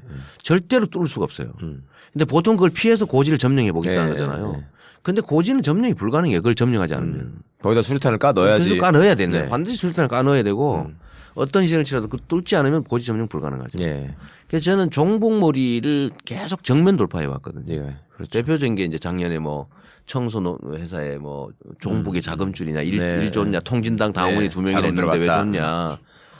그거를 제가 정면 돌파해서 결국은 제가 그때 대선 후보로 여론조사에 들어가기 시작한 거예요. 그 전부터 하여튼 행위에는 책임이 따른다라고 그러니까 반복하시면서 진짜예요. 이제 악착같이 하죠. 예를 들면 뭐 제가 언론사는 저한테 소송 안 당한 언론사가 없습니다. 저는 기자, 뭐 패널, 방송사, 언론사 다 걸거든요. 예. 제가 뭐 100여 대 왜 차명진이한테 제가 700만 원 받았는데 차명진도 사과도 했잖아요. 사과도 공개 사과. 예. 근데 이런 거를 하니까 이 사람들이 보도하는 사람들은요 신경을 씁니다. 얼마 전에 그 종편 표들이 황장수인가 예. 그 양반이 그랬대.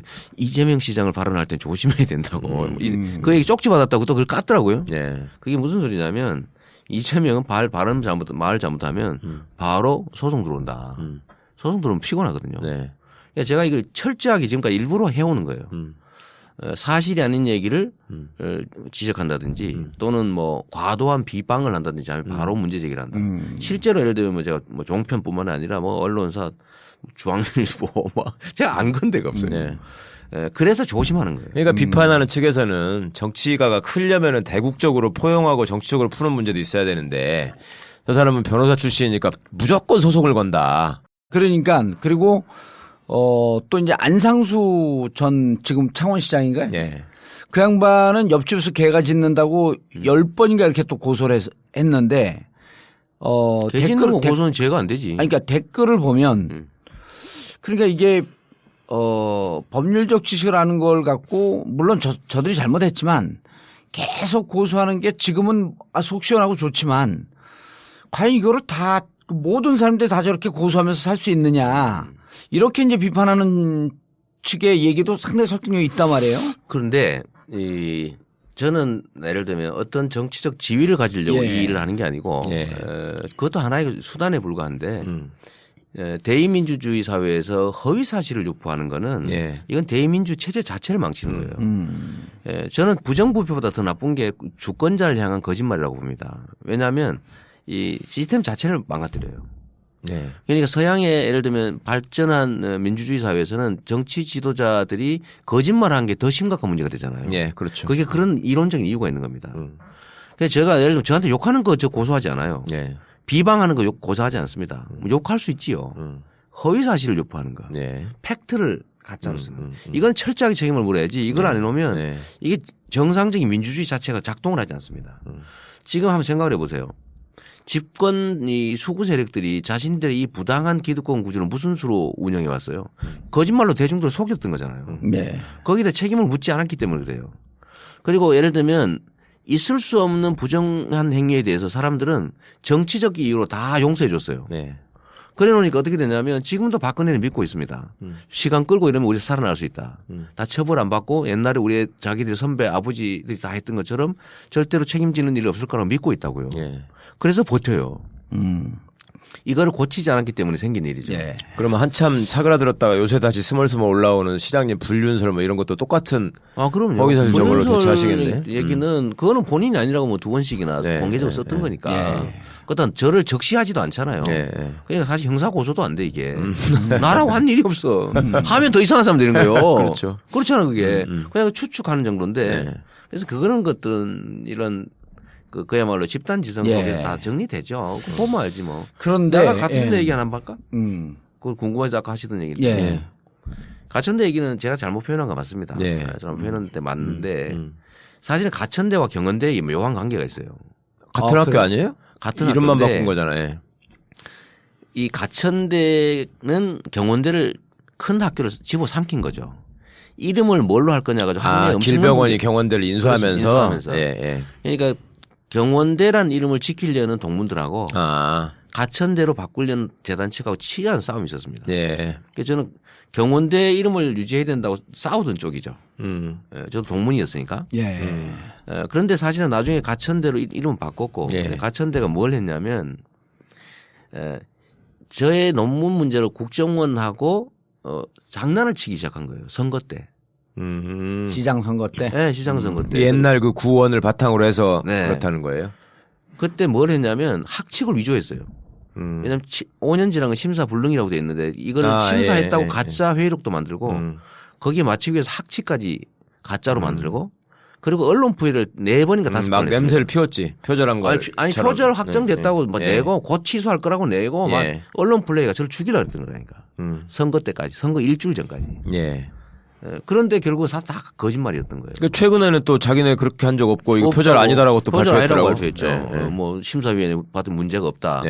그거 발표했어요. 왜냐하면 그게 사실이니까. 근데 그때 당시 그렇게 공격을 해가지고 그건 이제 발표되기 전인데 제가 가천대 재단에 대해서 감정이 엄청나게 안 좋죠, 사실은. 근데 그러다 보니까 이제 그런 이제 실언, 뭐 잘못된 말을 한 거죠. 변명할 일은 뭐 아니지만 하여튼 가천대와 경원대 관계는 그런 묘한 문제가 좀 있어요. 하여튼 뭐 그건 책임을 질 수밖에 없는 얘기고. 아까 이제 그 소송 문제에 있어서 이제 이게 그 형사상 허위사실 유포하는 거에 대해서 이제 이렇게 그런 의미에서 고소한다라고 하면서 제가 숫자는 많이는 안 했어. 시끄러워서 그렇지. 아니, 그래서 이제 근데 이제 정치적으로 제가 이제 선거법상 허위사실 유포로 감옥을 갔다 왔는데 선거법상 허위사실 유포를 형사처벌하는 나라가 전 세계에 거의 없단 말이에요. 그 정치인들의 이런 얘기는 아까 얘기했던 정치적 공방과는 좀 다르지. 그러니까 아까 얘기했던 대중의 집단지성으로 이것은 대중이 표로 심판하는 거지. 그래서 허위사실 유포라고 하는 것을 자꾸 형사적으로 걸어버리면 이게 언론의 자유, 표현의 자유를 침해할 수 있다라고 하는 이런 또 비판도 있거든요. 그러니까 그 점이 예를 들면 정치적 공방하고 음해하기 위해서 팩트를 왜곡해서 발표하는 건 전 다른 거예요. 예를 들면 경계가 애매모호하잖아요. 경계가 애매하죠. 그렇다고 해서 그거를 경계 애매모호하다는 이유로 명백한 허위사실 유포를 방치하면 방치할 수 그 없다. 사회가 뭐가 됩니까? 그러니까 정치적 공방의 영역은 우리가 이해할 측면이 있죠. 그거야 그냥 스피커가 비슷한 크기일 때는 그런 걸 용인해도 됩니다. 여야 공방이 벌어진다. 그러면 여기 이렇다고 주장하고 저기 저렇다고 주장할 수 있어요. 스피커 크기 같으니까. 앞으로도 계속 저는 고소할 겁니까? 명백한 팩트를 허용하는 예를 들면 지금 안 그래도 하려고 하는데 제가 탈당했다 이거예요. 언제요? 아니 그 왜 옛날에 그 기억하실지 모르겠는데 그 대통합 민주신당으로 통합을 하기로 결정하고 이 열린우리당도 그렇게 결의를 하고 통합시당 창당 준비위원회인가를 같이 한 일이 있어요. 그 2007년 대선 전입니다. 대선 전이지 직전이지. 그러니까 의결을 해가지고 다 했는데 저도 당연히 경기도당 창당 준비위원회 갔지. 거기 다 왔는데 문희상이고 뭐 다 왔는데 그 중에 딱 나만 떼어가지고 이재명 탈당했다 이거예요. 그래서 내가 이걸 당적 증명서도 냈어 이렇게. 당적 탈당한 일 없어. 언제 나온 얘기예요 그 얘기가? 최근에 계속 하고 있죠. 요새요? 그거 하고 있는데 자기 하지 마라. 당적 증명서를 공개를 했어요. 지금도 내가 탈당해가지고 노무현을 공격한 반노다 이거예요. 그래서 이거 명백하게 계속 일부러 계속해. 내가 이명박이 보낸 아바타라는 거야. 그거는 좀 금방 정리될 문제인 것 같고 오히려 제가 보기에는 예전에 정동영 지지에서 활동하실 때 차떼기 사건이 있었잖아요. 차떼기만 있었어요. 그다음에 박스떼기. 박스떼기가 있었고 차량 동원. 그것 때문에 저하고 싸운 거 아니에요. 그러니까 그거는 어떻게 지금은 좀 반성하시는 거예요? 아니면 그때 팩트가 잘못된 거예요? 그거는 그때는 나는 이제 그 경찰서에서 만났거든요. 우리 경찰서 만났지. 경찰서에서 이제 나는 그때 처음 보셨다며. 그때 처음 봤죠. 그럼 나는 그 안민석 지금 김용주 의원 그 환경노동위원장인가요? 환노위원장인데 서울시당위원장 아니야 지금? 그렇지. 서울시당위원장인데 그 조선호텔에서 맥주 한잔 먹고 있는데 제보가 들어온 거예요. 12시 다 돼갖고 정동영 일파가 전교소 차량이 모여들고 있다. 그건 자원봉사자들 차였어. 아니 그러니까 근데 이제 막 그때는 지역 표시가 되는데 전북차가 많이 왔어요. 전북차가. 물론 자원봉사라고 일 수도 있고. 자기 차야 그러니까. 자기 차인데 그걸 이제 그 다음날 이 당원들을 실어 날리기 위해서 차량이 왔다 이제 이렇게 제보가 들어와서 지하실에 거기가 지하실 큰 광당 식당인데 안민석이 살살 꼬시더라고 가자. 근데 그 뭐 덮치러 가자고? 영주 누나가 덮치러? 덮치 현장을 네, 가자. 네, 이제 우리 네. 늘 현장주의니까. 그 영주 누나가 에이 뭐 맥주나 마시지 그러는 거야. 그래서 나도 에이 맥주나 마시지. 그러니까 이런 비겁한 인간들 그러더라고 벼랑간에 안민석 의원이. 그래 그럼 가자. 말을 못 봤는데 그거 한판 하셨대. 아니 그래갖고 이제 가자 그래갖고 가다 우린 또 뛰다 보면 늘 제일 앞에 아니야. 뛰다 보니까 둘은 없어지고 나 혼자 있으니까 나는 막 멱살 끌려다니고 그랬죠 거기서. 그러니까 정동영 지지자들한테 잡혀서 끌려가. 들어갔더니 정동영 지지자들 한 3,400명 있는데 딱 들어갔는데 거기서 그냥 그럼 얼른 꼬랑지 내려 나와야 되는데 니들 다 죽여버린다 그래서 거기서 이제 활개를 치니까 멱살 짚고 질질 끌려갖고 그냥 싸움이 나갔고 경찰서에 갔더니 법률 자문으로 이재명 변호사가 그때 와 있었던 거야. 나중에. 그내 현장에 없었고 이제 그 경찰서로 그렇지 고소를 경찰서로 왔지. 내가 경찰서로 왔지. 근데 이제 나는 그때 법률 자문위원인 줄 알았더니 이 정동영 팬클럽 회장이었어요? 그때 당시에 정통들이 정통들. 지금 몰라. 기록 보니까 뭐 회장이었다. 정통 회장이었다 그러더라고. 그때 회장인지 그 후에인지 뭐 잘 모르겠어요. 네, 회장은 했어요? 그러니까 이제 사람들이 그걸 묻는 거야. 그럼 당시 정동영 그때 뭐 오랜 전 일이지만 10년 전에. 일이지만 그때 박스떼기 찻떼기 한 이런 정치 행위에 대해서 어떻게 생각하냐? 그거야 그때 잘못한 거지. 잘못한 건데 그거 10년 전 얘기를 가지고 심지어 근데 그걸 키워가지고 내가 정동영이 영입한 인물이다 이런 얘기까지 해요. 나는 근데 그 이전에 입당한 사람이요. 2006년 선거에 나왔던 사람이고 2007년 뭐 그 이후에는 저는 뭐 예를 들면 그 뒤로는 완전히 끊어지신 거예요? 정동영 의원하고는? 끊어졌죠. 그 다음에는 뭐 제가 정세균 의장 조직 책임자였잖아. 경기도. 그랬어요? 그 이후에는? 그럼. 아니 당원이 상황에 따라 자기 판단에 따라 행동하는 거지. 뭐 묻겠다고 뭐 졸도 아니고. 제가 궁금했던 거 마지막 질문 하나만 드릴게요. 그 이재명 시장님한테 제가 최근에 이재명 시장님 관련해서 들은 두 가지 얘기가 하나가 이재명 시장님이 가까운 사람들을 만나면 나는 야당에서 무조건 2등 안에 든다. 그리고 2등이 되면 반드시 결선에 가서 내가 1등 할 것이다. 이런 말씀을 공언하신다는 얘기가 있는데 그 말씀을 실제로 공언하시는 건지 하고 그런 자신감이 있으신 건지가 첫 번째고 두 번째는 이재명 시장이라는 분이 지금까지 어떻게 보면 그 사이다 같은 발언으로 그다음에 이제 시정을 통해서 보여준 성과 이런 것들이 결합되면서 이제 그 지금 지지율을 가져왔는데 이분이 대선 후보로서 대권에 도전하려면 주변에 있는 사람들이 지금 너무 취약하다. 그러니까 예를 들어서 그 전에 무슨 정통들 활동할 때부터 있었던 그 사람들이 떨거지라고 표현을 하던데 그 떨거지들하고 같이 가가지고 무슨 대통령이 되겠냐 이런 얘기를 하는데 그거는 지금도 정통들은 모임을 하던데. 예. 정동영 의장 중심으로. 지금 이재명 성남시장 주위에서 도와주는 사람들이 그분들이 그 출신들이 거기가 많다 이런 얘기는 사실과 틀린가요? 전혀 아니고. 저는 주로 이제 시민운동 하던 사람들이죠. 시민운동 하던 사람들이 주축이고 일단 아까 경선 얘기 먼저 하면 저도 후보인데 제가 페이스메이커이길 바라는 사람도 있지만 저도 정치인이고 지지하는 사람들은 연습하려고 재미로 하는 사람들도 아닌데 그건 하나의 책임이잖아요.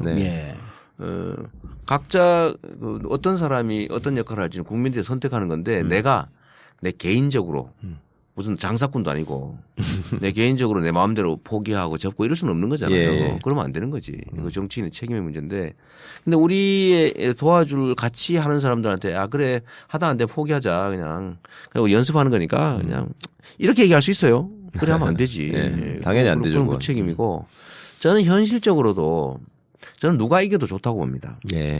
이기기만 하면 돼. 그렇죠. 나는 별로 중요하지 않다. 이길 수 있는 상황을 만드는 거야 되거든요. 일단 우리 멤버들의 전투력을 올려야 돼. 그건 맞습니다. 전투력 올려야지. 그게 어디서 뭐 놀다가 가가지고 어떻게 이깁니까? 두 번째는 국민들한테 진짜 선택권을 줘야죠. 그다음에 위험을 제거해야지. 저는 지금 현재 좀 잔인한 얘기인데 이건 냉정하게 해야 되거든. 난 누구를 선호하고 좋고 싫어하고 그 문제는 아닙니다. 이길 수 있는 판을 만들어야 된다. 그래서 저는 진짜 죽도록 해요. 내 역할이라고 하는 게 있다고 보는 거죠. 그때 아까 얘기한 것처럼 뭐 좀 부족한 사람들은 좀 서로 역량을 확대해가지고 팀의 역량을 최대한 키워야 된다. 그래 이겨야 된다고 하는 생각이니까 뭐 결선 제도는 당연히 뭐 2012년도에도 있던 거니까 당연히 할 테고 그러면 우리가 2등이 1등을 넘어갈 가능성이 많다. 그게 누가 될지는 난 모른다. 네. 그런 얘기는 하셨어요? 그럼 나 공개적으로 이렇게 처리했죠. 예. 그래야 재밌지 게임이. 그럼 뭐 우리 질 것 같아. 그냥 아이고 야 좀 뭐 이러면 뭔 재밌어요. 그 실제로 그런 극적인 상황이 발생하는 게 국민들 입장에 좋은 거죠. 특정 정치인 그렇죠. 입장에서는 억울하겠지만 노무현 대통령도 옛날에 꼴등 1등 되니까. 1등 되니까 그래서 그 힘으로 재밌었던 이겨나간 거지. 네. 그래서 당연히 경쟁이라고 하는 게 있는 거고 경쟁에서는 변수가 생기면 재밌고 예. 극적인 상황이 발생하면은 사실은 그게 다시 또 에너지가 되잖아요. 그렇죠. 네. 그래서 제가 가능하면 제가 2등을 해서 네. 2등에서 네. 다시 결선을 통하든 어떻게든지 1등을 제끼면 좋겠다.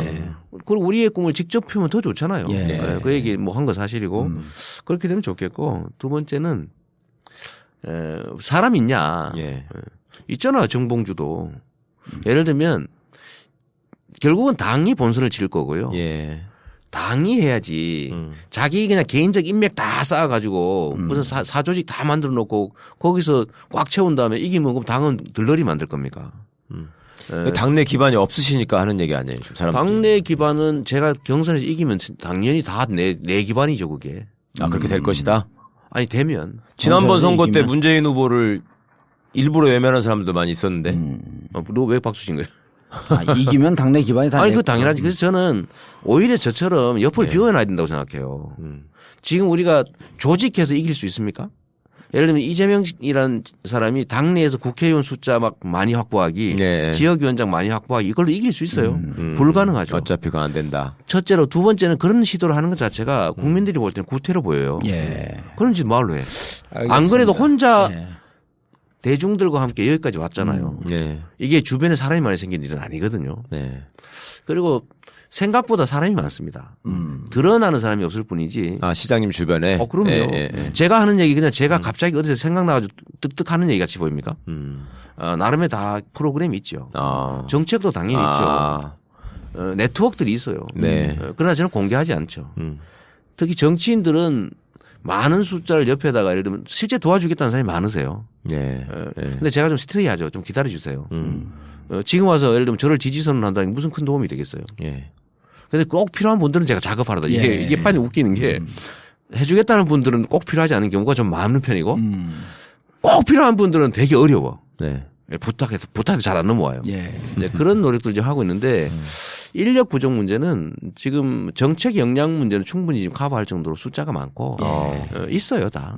다 있고 계속 작년부터 하고 있죠. 자, 그러니까 그런 오히려 주변을 비워놓는 게 다른 사람들의 가능성을 주고 그게 에너지죠. 꽉 다 채워놓고 소위 독점해버리면 그 주변 사람들이 무슨 재미로 같이 하겠어요. 예. 네. 마지막 질문입니다. 이제 벌써 1시간 다 되는 거예요? 1시간이 넘었어요. 훅 넘었어요. 문재인 그 전 대표한테도 이제 똑같이 드릴 질문인데 네. 저희가 이제 대선 선거에 임박하면서 이제 이게 선거 대선 시계도 좀 빨라졌잖아요. 네. 빨라질 가능성이 높아졌고 87년 김대중 김영삼 분열될 때부터 그때 그 김영삼 지지했던 사람, 김대중 지지했던 사람들은 지금도 같이 만나갖고 술을 잘 안 먹습니다. 그래서 상처가 크겠죠. 예. 그래서 이제 우리가 대선 임박하면 무슨 얘기를 하냐면 지지하는 후보들로 나뉘어지면서 적보다 더 미운 동지가 된다.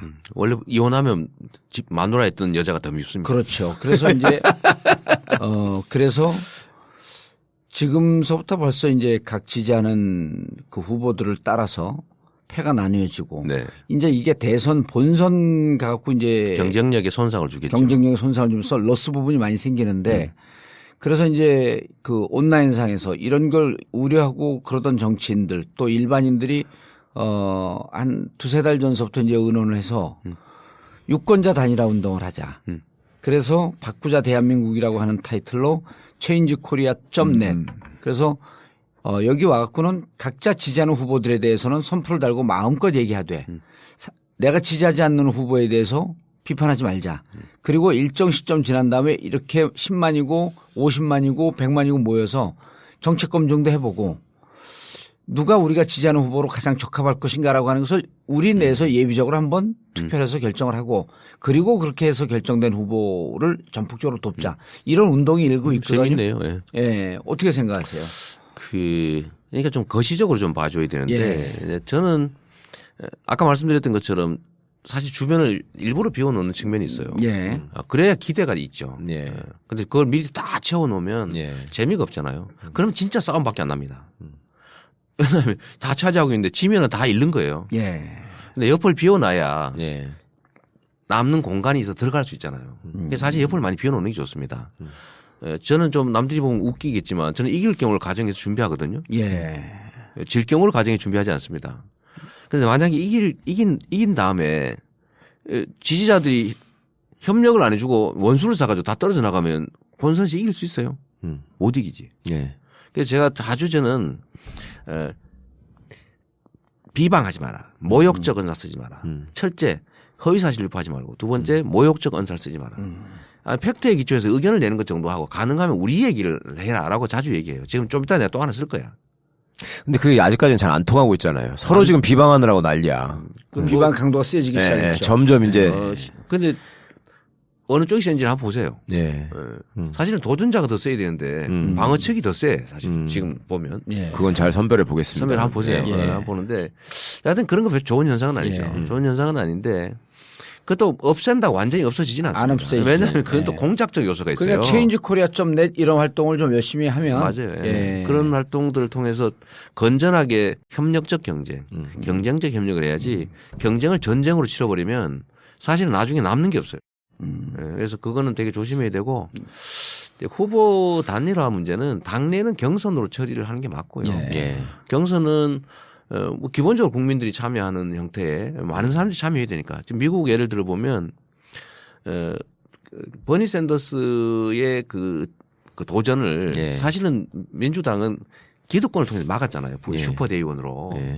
근데 결국 최종 결론은 뭐였냐면 그걸 못 막고 점령당한 공화당이 선택받았어요. 근데 그러지 않도록 하는 게 중요한데 결국은 국민들의 의사가 최대한 반영되는 합리적인 경쟁의 룰을 만들면 다 참여할 테고 그러면 결국 한 사람이 선택될 테고 그럼 또 거기에 총력을 다시 서로 쥐고 도와주고 이러면 저는 문제 별로 없다고 생각해요. 너무 걱정해야 됩니다. 알겠습니다. 마지막으로 우리 전국구 그리고 제가 소감 한마디만 말씀드리고 시장님 마지막 말씀하시면 안 돼요. 당신이 왜 소감을 얘기해? 당신도 출마해? 아니 드리고 싶은 말씀이 있어서 그래. 전에 한 2년 전쯤에 저를 만났을 때 저서를 선물로 주셨는데 그 꼬리를 잡아 몸통을 흔든다라는 제목이었거든요. 제목이 되게 인상적이었어요. 그래서 제가 그거를 받을 때만 해도 지방자치단체의 시장으로서 이런 제목을 생각하고 계신다는 것만으로도 좀 신선하다 이렇게 생각을 했는데 진짜로 지금 몸통이 흔들리고 있어요.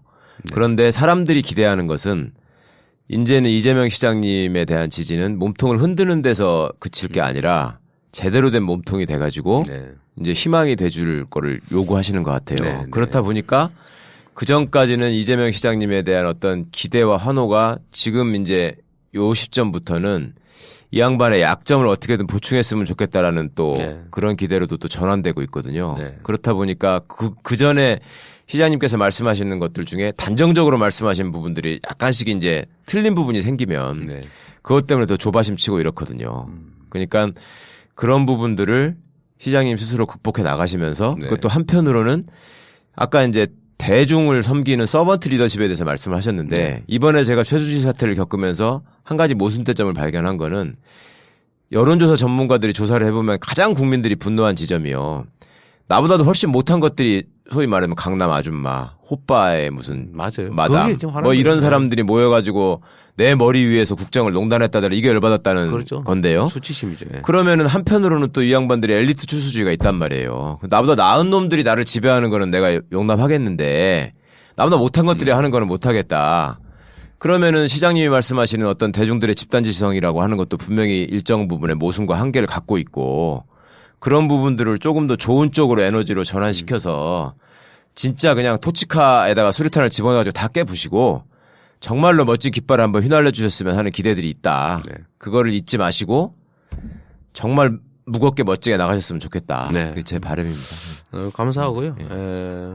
뭐 저는 지금까지 그렇게 살아왔는데 우리 사회 기득권 구조를 좀 그야말로 깨고 새로운 공정한 질서를 만드는 게 제 꿈이죠. 그때 제가 책을 선물해 드릴 때 그 책을 쓸 때도 꼬리를 잡아 몸통을 흔들다는 제가 사법연수원 마치고 사회에 나올 때 마음먹은 거예요. 그때 사실은 꼭 노동운동을 해도 인권운동을 해도 서울서 해도 되잖아요. 그렇죠. 근데 그때 다 지방으로 다 가자고 결정을 했거든. 지역운동을 하자. 네.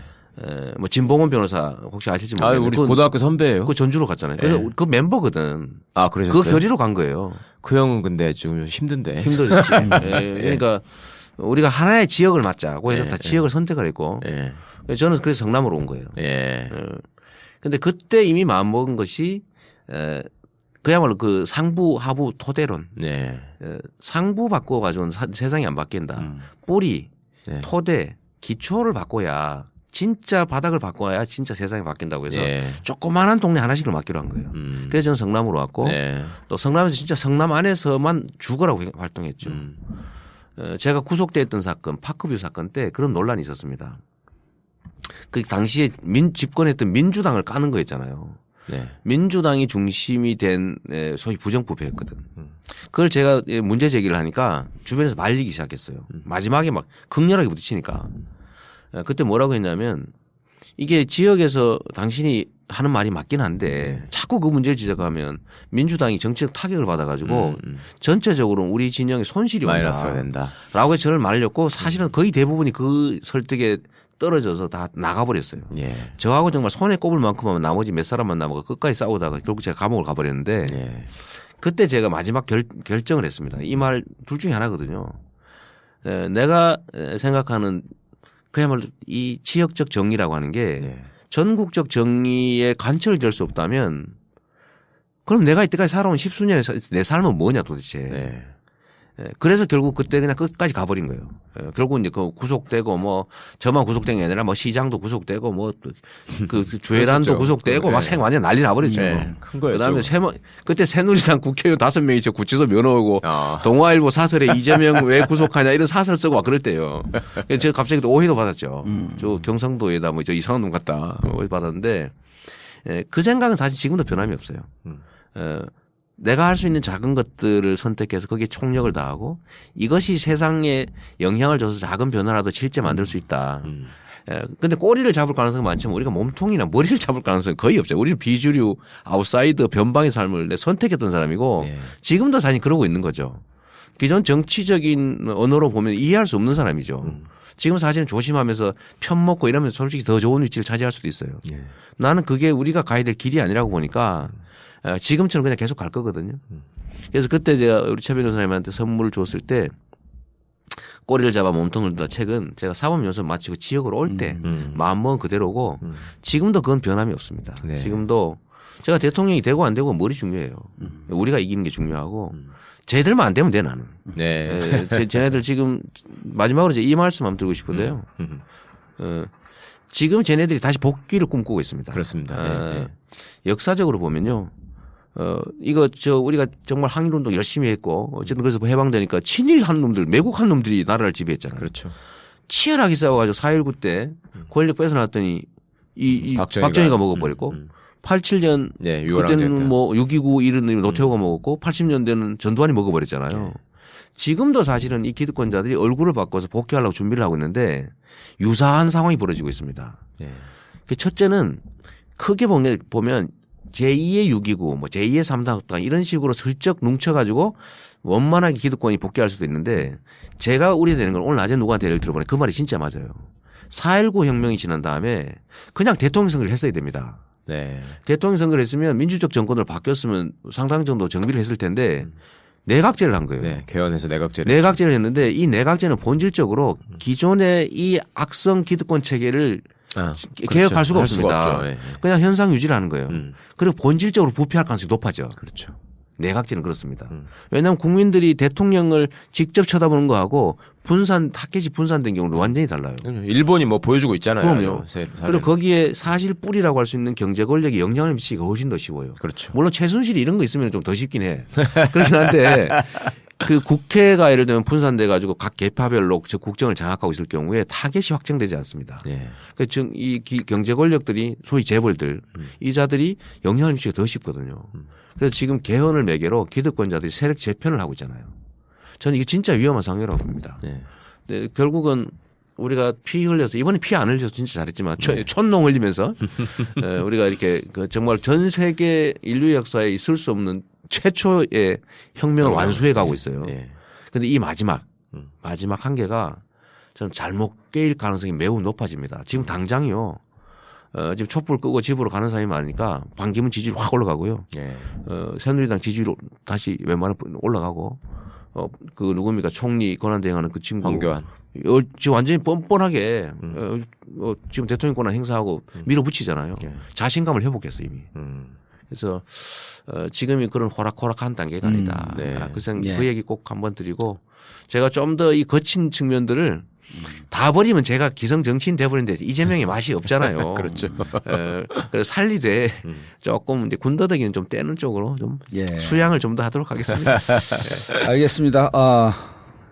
이재명 시장님 모셔서 말씀 들어봤고요. 처음 시작할 때 예고했듯이 이번 주 목요일 22일 저녁 8시 문재인 전 대표 모시고 또 말씀 들어보도록 하겠습니다. 정봉재 전국구 마치겠습니다. 감사합니다. 네, 감사합니다. 1, 2, 3, 4.